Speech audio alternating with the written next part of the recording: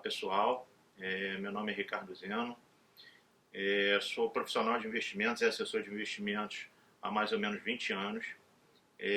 Hoje componho o quadro da empresa Guia da Bolsa, escritório afiliado a XP Investimentos, e estou aqui hoje a convite da empresa Cartesia para falar um pouquinho sobre a conjuntura econômica e seus impactos em função da epidemia do coronavírus. Também sou autor do livro Nasce o Investidor, que por coincidência também teve o apoio da empresa Cartesia há cerca de 10 anos atrás. Então vamos tentar utilizar esse tempo aqui de forma bem objetiva, abordando os principais tópicos que possam ser relevantes para o movimento do mercado daqui para frente. Bom, começa então o nosso bate-papo, uma frase de muito impacto que eu sempre costumo falar em tempos de crise. Aliás, as grandes oportunidades sempre surgem através das grandes crises. Então já dizia Warren Buffett, seja medroso quando os outros são gananciosos e seja gananciosos quando os outros são medrosos. Isso demonstra muito a realidade do mercado financeiro hoje. Obviamente, a gente tem impactos reais na economia e a gente vai falar muito disso, mas são essas janelas de oportunidades que normalmente fazem grandes fortunas. Na maioria das vezes, as grandes oportunidades são relacionadas à probabilidade de se assumir riscos em função de obter grandes retornos. Acredito que hoje o maior desafio dos profissionais e investidores de mercados é o gerenciamento de riscos e quais os impactos desses riscos nos seus retornos.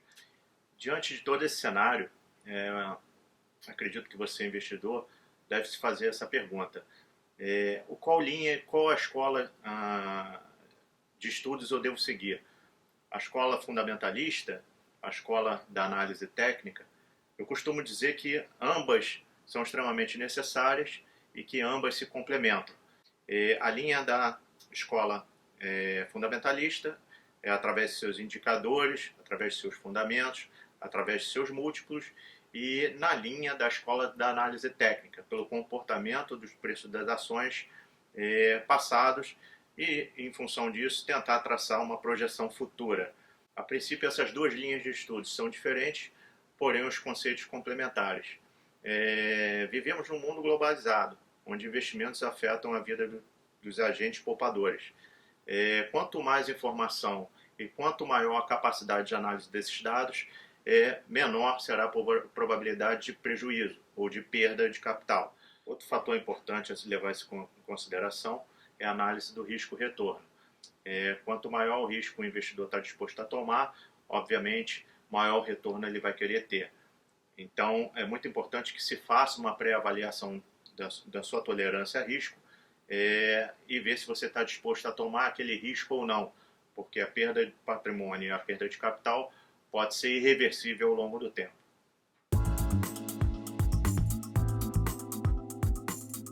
Uma pergunta que o investidor costuma fazer é se a gente já é o momento de comprar ações, se a gente já atingiu o fundo do poço. Essa resposta, segundo os grandes gestores, já é uma grande oportunidade de compra, mas é uma resposta ainda muito complicada de se assumir com grande eficiência. Dada a volatilidade de hoje, o certo é que nenhum setor se salvou nessa forte queda. Todos os setores tiveram grandes perdas, houve uma deterioração de valor e fuga de capital muito forte do Brasil. Dentre os países emergentes, nós somos a bolsa que mais caiu pelo mundo. Ninguém sabe ao certo se é hora de comprar ou não. O certo é que você deve estar alinhado com as suas premissas de investimentos antes de você tomar qualquer decisão. O mercado, em linhas gerais, costuma antecipar qualquer expectativa futura. E hoje, a nossa expectativa é que a economia global sofra uma recessão forte daqui para frente. E o mercado já costuma trazer isso a valor de preço presente. Grande parte dos grandes gestores dizem que 80% desse cenário ruim que a gente vê pela frente já esteja precificado ao preço de hoje. Só que as consequências econômicas na economia real a gente vai começar a sentir de fato num período mais à frente. Mas como o mercado sempre está olhando para frente, qualquer melhora na conjuntura econômica futura, o mercado vai trazer também a valor presente e a gente vai ter uma correção de preços dos ativos de forma geral. Um ponto interessante que a gente vem visto, né, no movimento de mercado é que grandes gestores reabriram seus fundos que estavam fechados para novas captações. Isso nos faz entender que no momento atual faz sentido compras progressivas de ações. Outro dado importante é que a maioria das empresas de capital aberto também anunciaram possíveis recompras de ações. Dado o valuation das empresas e grandes empresas estarem atuando abaixo de seu valor patrimonial, isso gera uma oportunidade de recompra de ações que a priori é divulgado ao público pelas empresas por acharem que seus ativos estão baratos, e aí elas procuram recomprar esses ativos pelo preço de mercado atual até que se melhore a conjuntura econômica e ela esteja um ambiente mais propício para então colocar esses títulos de volta ao mercado.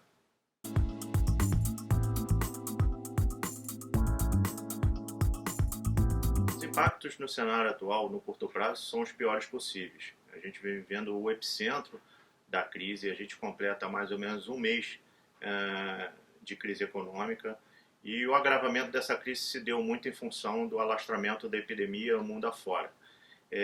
Uma particularidade muito diferente das outras crises foi o shutdown das economias globais de uma forma geral. Isso nunca vivenciado antes, vai fazer que os analistas reavaliem todas as suas projeções para o ano corrente e para os seguintes anos. O certo é que vamos viver um período de desaceleração econômica, perda de renda, desemprego, menor capacidade de consumo, e isso vai levar as empresas, consequentemente, a faturamentos menores e menor distribuição de dividendos.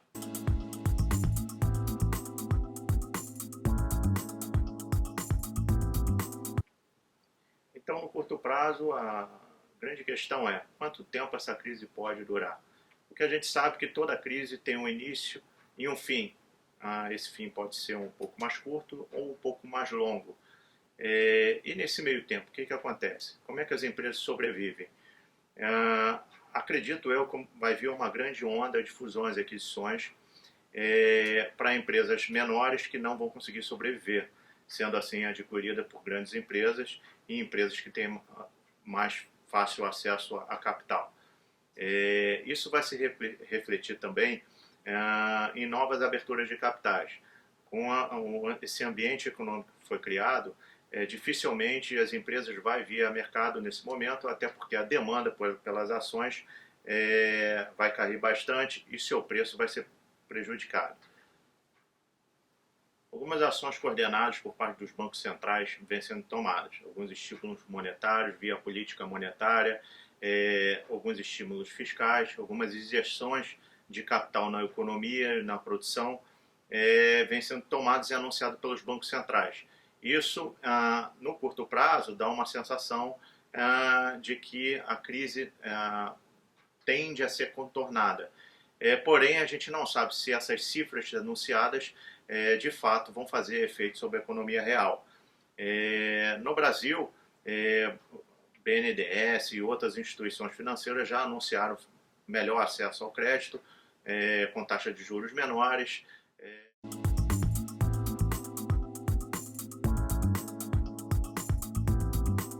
Certo é que todos os setores, de uma forma ou outra, uns mais, outros menos, não vão sair ilesos dessa crise.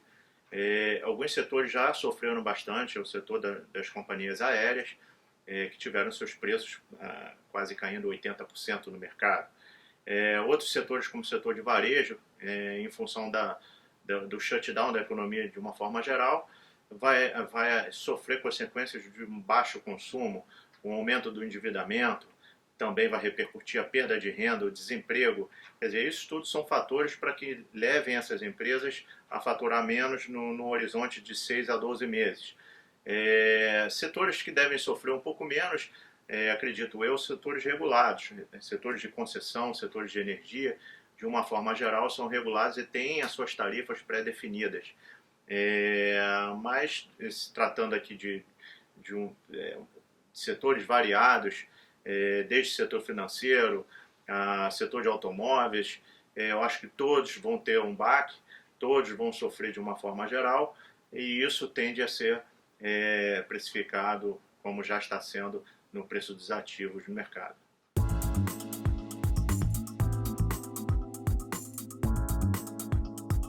Bom, o grande dilema que o investidor encontra nesse momento é se ele vai investir nas ações chamadas blue chips ou nas ações small caps. Bom, o que eu costumo categorizar em primeira linha, segunda linha e terceira linha. A primeira linha, que são as blue chips, são as ações que têm maior peso no índice, que compõem o índice Bovespa. Normalmente essas ações sofrem, são ações de grande porte, ações de fundamentos sólidos, mas sofrem bastante na hora da queda, porque tendem a ser as primeiras ações a serem vendidas. Grandes investidores que detêm grandes posições, como investidor estrangeiro, tendem a vender essas ações a preço de mercado e aí achata muito o preço, como é o caso da própria Petrobras, Banco Itaú, Vale do Rio Doce e por aí vai. Porém, no momento de rebound do mercado, um pullback sugerido, essas ações tendem a capitanear esse movimento de alta, porque são ações de peso no índice Bovespa, e se a gente imagina que o índice Bovespa volte a ser negociado na faixa de 100 mil pontos, ou 120 mil pontos, onde foi sua máxima histórica, essas ações tendem a se valorizar e bater nos seus raios históricos novamente. Já as ações de segunda linha são menos sensíveis à volatilidade, porém sofrem assim como a primeira linha. E a de terceira linha costuma se chamar, são ações de menor liquidez, ações mais sensíveis à volatilidade e ações de menor porte. Essas ações sofrem bastante também, até pela falta de liquidez, e há um prêmio de risco associado a elas. Então, em momentos de alta volatilidade, essas ações podem sofrer tanto para cima quanto para baixo de forma muito intensa, levando até uma valorização, uma desvalorização do seu portfólio. A gente costuma aqui recomendar que na composição de carteira que se tenha a menor parte alocada nas ações chamadas small caps.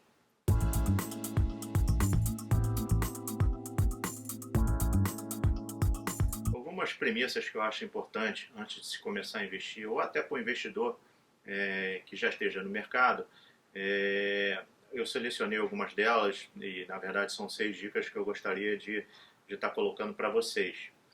Bom, a primeira delas, como na maioria das pessoas já tem essa noção, é poupar sempre. O ideal é poupar sempre um percentual do seu orçamento fixo por mês. Para quem, obviamente, conseguir poupar todo mês, ter essa disciplina de poupança, é importante destinar parte desse orçamento que não seja gasto para investimentos mensais. A segunda dica que eu gostaria de deixar é sobre planejamento. Determine metas e prioridades na sua vida. Tente traçar cenários de curto, médio e longo prazo. Desta forma, você vai ter mais probabilidade de sucesso dos seus investimentos. Bom, a terceira dica, agora que você já tem uma meta, é determinar o horizonte dos seus investimentos. Lembre-se que qualquer investimento em renda variável é um investimento de longo prazo, muito em função dos solavancos da nossa economia, principalmente se tratando de Brasil. Então, na crise que a gente hoje está vivenciando, aqueles que têm uma meta estabelecida de longo prazo tendem a ser menor afetada do que aquele que se aventura no mercado de ações. A quarta dica, é importante você determinar qual é o seu grau de risco ou qual é o seu perfil de risco. O quanto você tolera de risco em função de um retorno maior. Costumamos dividir essa classificação de risco como conservador, moderado e agressivo. Você precisa se fazer essas perguntas e determinar se você é um investidor conservador, se você é um investidor moderado ou se você é um investidor de maior risco. Na quinta dica, o mercado apresenta enorme variedade de investimentos, tolerância a risco, prazo e retorno. O importante é que você diversifique, que você não coloque todos os seus ovos numa cesta só, e em função disso, qualquer resultado negativo não venha afetar o seu portfólio de forma geral. Então, diversificar é a palavra-chave junto com gerenciamento de risco. A sexta dica que eu deixo é rebalanceamento de carteira. Tempos em tempos você precisa avaliar a sua carteira, ver se sua carteira está condizente com a meta que foi traçada e ver se há necessidade de mudanças na realocação desses recursos. Isso é importante para que você siga firme no seu objetivo.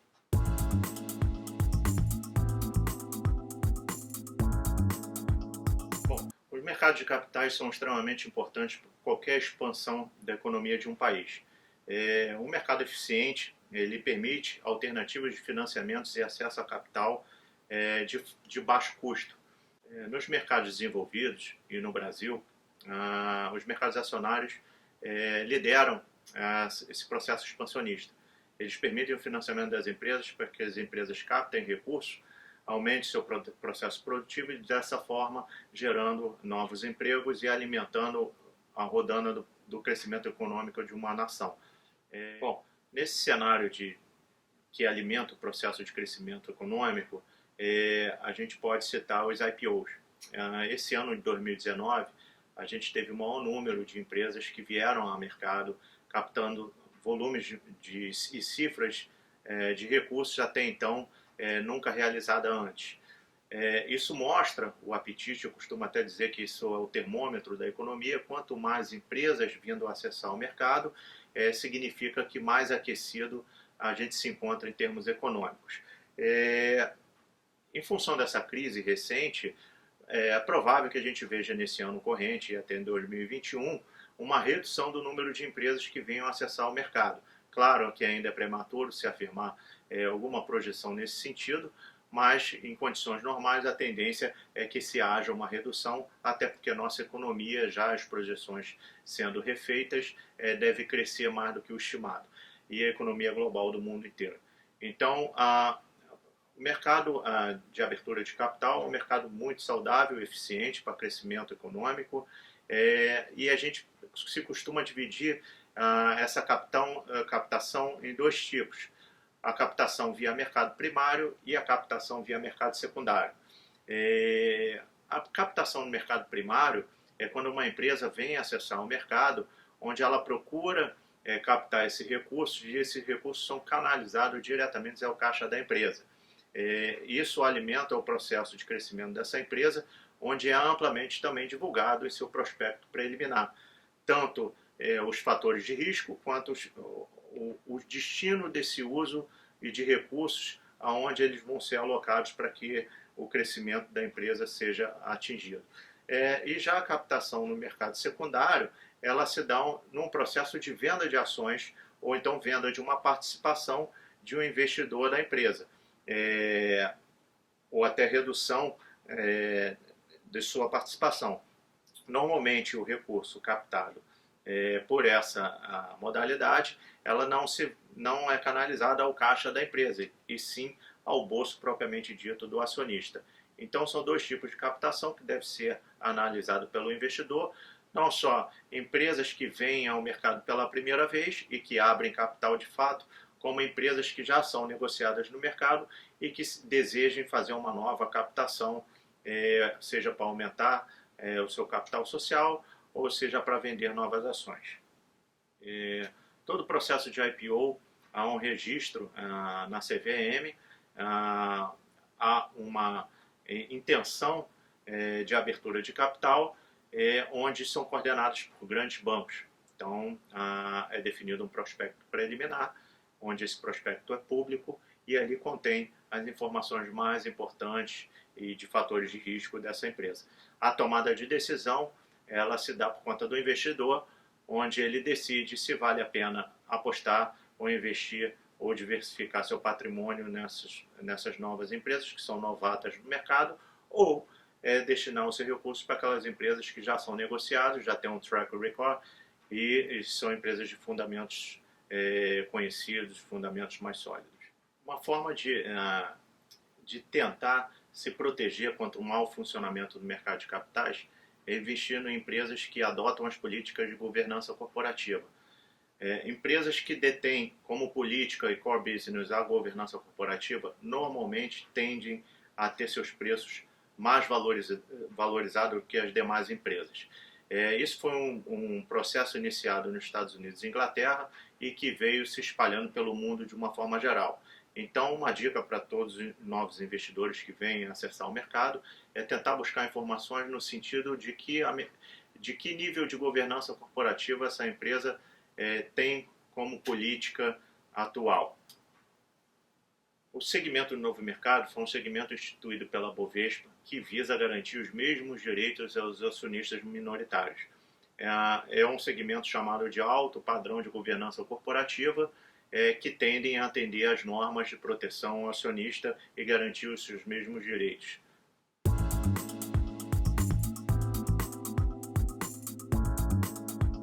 Uma pergunta que normalmente os nossos clientes fazem é que mesmo com tanta volatilidade no mercado, se vale a pena investir em ações de commodities. Bom, o que a gente vem visto no mercado internacional é uma queda generalizada no preço das commodities.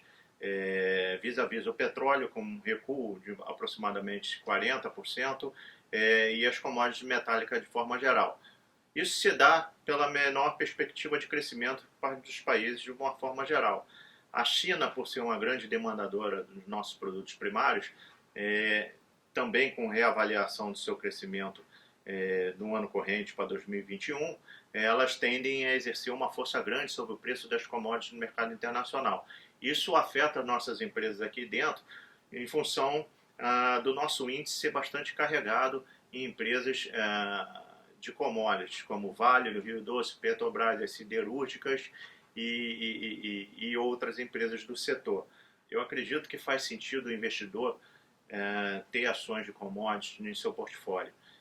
Uma vez que o mercado hoje vive uma desvalorização quase que irracional nos seus preços de commodities internacionais, mas se a gente levar em consideração que as commodities são os insumos de crescimento de qualquer economia, em um dado momento o mercado vai tentar precificar isso e trazer a valor presente essa melhora do ambiente externo.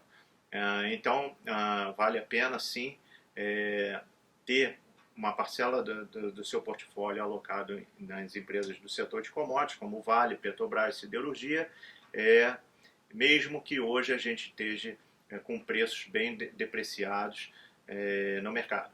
Vale a pena olhar num horizonte mais de médio e longo prazo, e essas empresas tendem a corrigir seus preços de forma gradual ao longo do tempo.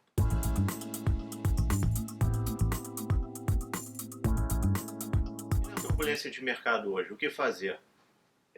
O preço das ações é decorrente da expectativa futura dos lucros das empresas, isso descontando o custo de oportunidade. O que a gente pode citar hoje sobre custo de oportunidade? Vamos fazer um parâmetro hoje com a renda fixa ou com ativos indexados à taxa Selic, que seria seu principal benchmark. Bom, a taxa Selic, de acordo com a última reunião do Copom, ela atingiu seu menor valor histórico, de 3,75% ao ano. O que isso significa? Isso significa muito, dado o desconto da inflação. O investimento hoje em renda fixa tende a ter rendimento de 0 ao ano. É a mesma coisa que você guardar o dinheiro debaixo do seu travesseiro. Porém, essa equação não é tão simples a ponto de ser expressa através de um modelo matemático. É preciso levar em consideração os aspectos comportamentais de cada indivíduo. Somente dessa forma podemos tomar uma decisão na hora de estruturar um portfólio de investimentos de maneira que seja de encontro com o objetivo de cada indivíduo. Em momentos de grande volatilidade e incerteza, é normal que se gere uma aversão a risco e que os investidores tomem decisões precipitadas. É o que a gente costuma chamar de efeito manada, que amplifica a queda do mercado e leva a irracionalidade ao mercado. São fatores comportamentais que, em determinados momentos, direcionam a grande venda maciça de ativos a preços que não justificam o fundamento. Para se chegar ao equilíbrio, é necessária uma pergunta. Você se considera um investidor ou um especulador? Em momentos de crise e alta volatilidade, o investidor se depara muitas vezes com a tomada de decisão se vai de encontro com o perfil dele ou não. Se ele se julga um especulador, então ele não se preocupa com o dia de amanhã. Ele está, na verdade, preocupado com a diferença entre preços dos ativos e se o ativo vai subir ou cair dentro daquele dia ou dentro daquele momento de segundos. Se você é um investidor e fez seu planejamento diversificado e baseado em objetivos e metas, você não deve se preocupar com a volatilidade momentânea do mercado, e sim num horizonte de longo prazo. Isso é o que faz o sucesso de um investidor ser atingido ou não.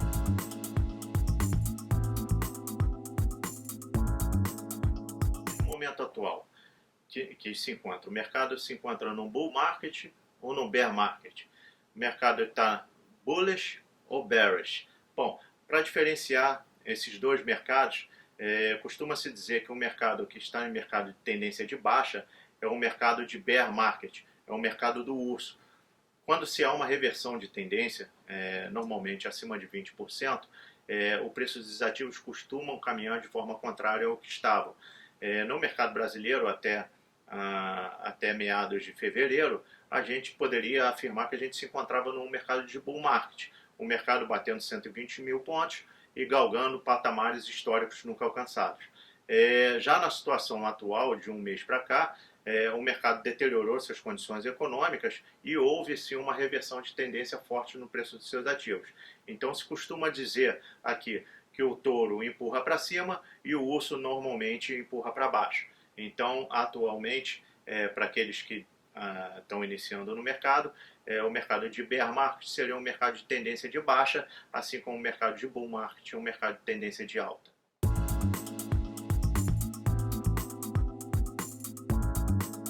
Como avaliar o risco-retorno de um investimento? Podemos avaliar de diversas formas. Aliás, o gerenciamento de risco ele é muito saudável para qualquer carteira de investimento. Vamos tentar levar em consideração e dividir em duas partes. O que a gente chama de risco sistêmico e o risco não sistêmico, que seria o risco diversificável. De uma maneira bem básica, tá, gente? O risco sistêmico seria o risco não diversificável. É o risco dado às condições econômicas influenciadas num determinado preço de um ativo. Como, por exemplo, o governo, a taxa de juros, a taxa cambial, isso tudo vem influenciar as condições de preço de um determinado ativo. E o risco não sistêmico seria o risco mais diversificável, que compõe uma carteira mais eficiente. A gente costuma dizer que o risco total seria o somatório entre o risco sistêmico e o risco não sistêmico. É claro que esse assunto é um assunto um pouco mais complexo e que leva a uma análise e uma demanda de tempo muito maior. E aí existe vastos materiais disponíveis pela internet que pode ser acessado por vocês.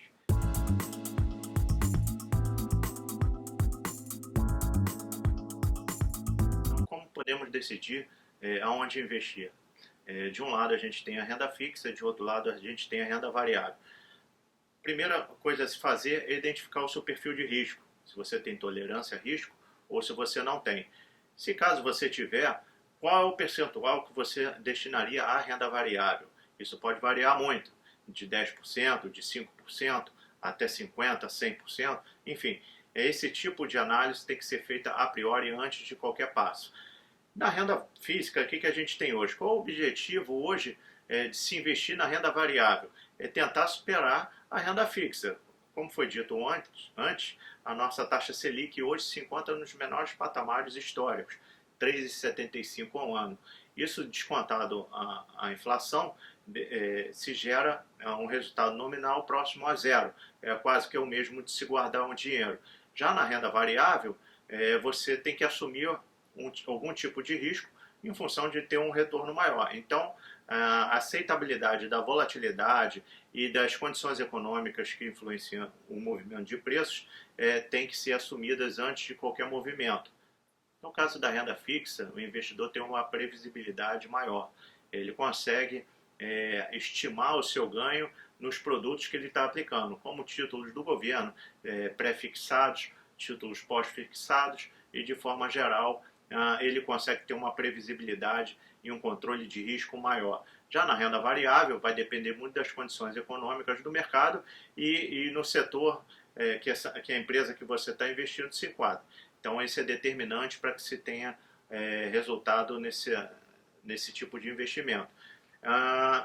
Ainda falando um pouquinho mais sobre os perfis de risco, a gente bate muito nessa tecla, principalmente aqui na empresa, uma vez que a gente determina aonde e qual será o portfólio do cliente no qual ele vai investir. Então, na definição, na hora da alocação dos investimentos, a gente normalmente divide em 3 tipos de perfil. O perfil conservador, perfil moderado e o perfil agressivo. Vamos falar primeiro do perfil conservador. Normalmente o perfil conservador de investimentos é o cliente que não tolera de forma alguma algum tipo de risco na sua carteira. Normalmente esse cliente ele é orientado a se aplicar seus recursos na renda fixa em investimentos que rendam a taxa do DI, que seria indexado ao nosso CDI. Então, esse tipo de investidor ele prefere abrir mão de retornos maiores a ter o conforto de rendimento, mesmo que sejam bem menores, mas sem correr risco de volatilidade de mercado. O perfil moderado, normalmente, esse investidor aceita correr algum tipo de risco. Então, normalmente, a sua carteira ela aceita uma diversificação em investimento em ações. No perfil agressivo, esse perfil de investidor aceita e não tem nenhuma barreira a qualquer risco. Então, ele aceita investir em ações e até 100% do seu portfólio nesse tipo de mercado. Ele aceita as volatilidades de mercado e ele busca um rendimento muito alto, diferente dos outros perfis já abordados.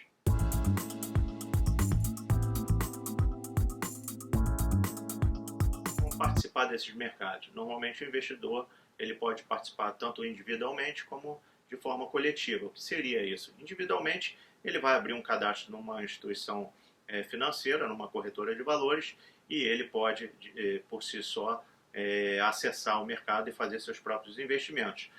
De forma coletiva, o que a gente chama isso? E aí seria uma alocação já pré-definida, seja em fundos de investimentos ou em clube de investimentos, de acordo com o seu perfil de risco. Então, o momento agora é um momento de ter calma, é um momento de ter paciência, é um momento que se reavalie todo o seu portfólio de investimentos, é um momento que se procure uma assessoria especializada, não se aventure porque um amigo disse que ganhou, um amigo disse que por ali é melhor. Tente procurar um profissional de investimentos capacitado e certificado. É um momento que se gera uma janela de oportunidade muito boa para quem quer entrar no mercado de ações. É claro que se faça uma avaliação a priori do seu perfil de risco, mas se identificado que faz sentido ter uma parcela alocada em ações, que se defina então como vai ser feita essa diversificação. A gente acredita que os números que vêm sendo divulgados no mercado já sejam números que o mercado já tenha precificado nos preços dos ativos de forma geral.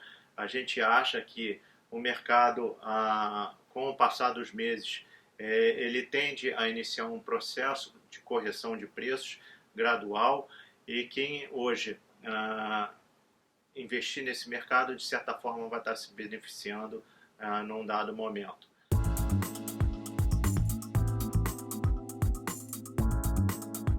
Em relação ao câmbio, dada a versão de risco global, a gente acredita que o patamar continue elevado no curto prazo, e assim que essa situação começar a mostrar uma nova cara, uma melhora gradual, podemos ver o arrefecimento da divisa frente ao real. Em relação à taxa de juros, em termos de política monetária, o governo não vai abrir mão, ele vai continuar esse processo expansionista, e a gente acredita que tenha ainda um espaço de corte de mais 0,5% na próxima reunião do Copom, dado que a inflação se encontra sob controle e os índices de preços tendem a ter um arrefecimento natural na sua composição.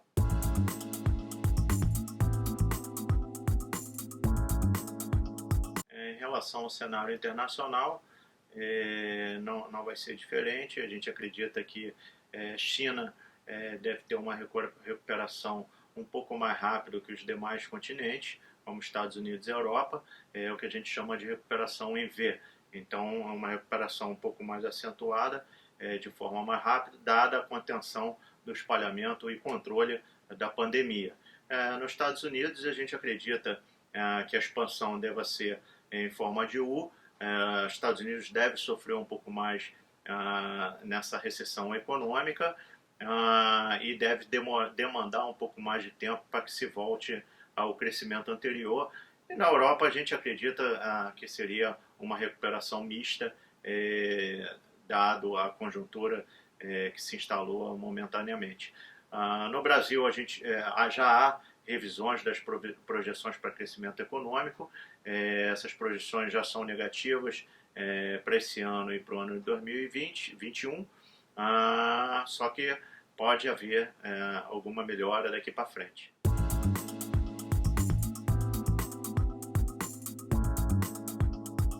Sobre o âmbito político, eu não sou especialista em política, mas acredito que as brigas políticas tendem a se intensificar daqui para frente, até como uma preparação para as próximas eleições de 2022. Então, isso é um risco, uma variável que o mercado vem monitorando e se houver uma deterioração das condições de governabilidade do governo atual, obviamente isso vai dificultar ainda mais as aprovações das reformas que já estão em andamento. Então, é um risco variável que deve ser monitorado e que pode sim prejudicar a recuperação um pouco mais rápida da economia brasileira.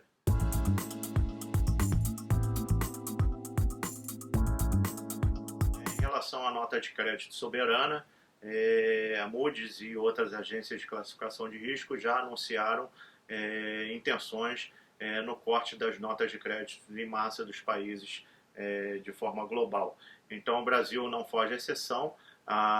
Provavelmente, em função da conjuntura atual, a gente deve ter algum corte da nota de crédito brasileira, o que deve seguir a linha global da reclassificação de risco dos países afora.